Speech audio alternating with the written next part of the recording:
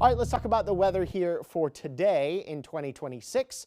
Of course, we're talking about this yesterday, an area of low pressure that is spinning across the state, helping to produce some beneficial yet very light rain earlier this morning.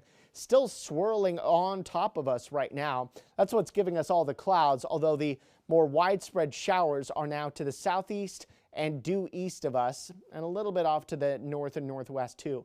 We're expecting we should be generally dry, if not completely dry, going forward for the rest of the day as these clouds gradually pull away, revealing increasing sun for a short time, and then the sun sets, and then we'll find decreasing clouds into the night tonight.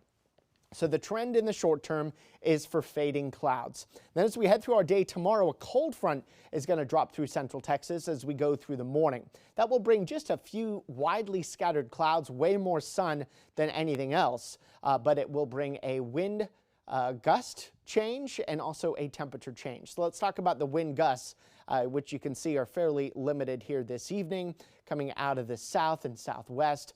5 to 15 miles per hour, no big deal. But then as our cold front approaches late tomorrow morning, you can see what those wind gusts do coming right out of the north, 25 to 35 miles per hour midday. That's also going to boost the wildfire risk here tomorrow as well, because the front is a dry one. No rain expected here tomorrow. Wind gusts continuing through tomorrow afternoon at a decently strong pace, but then they do start to fade as we get into tomorrow night.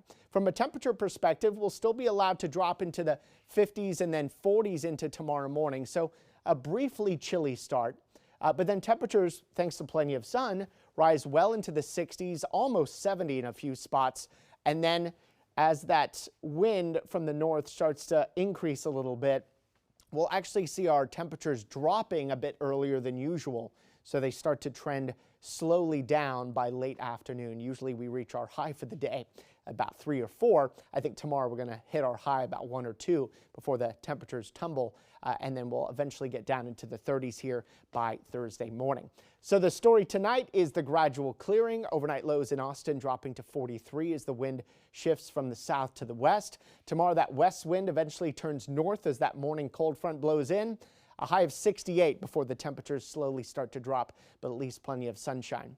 And then we drop down to 65 for the high Thursday, back up to 70 Friday, then another dry cold front knocks us down into the low 60s on Saturday, so a bit more of a temperature change there.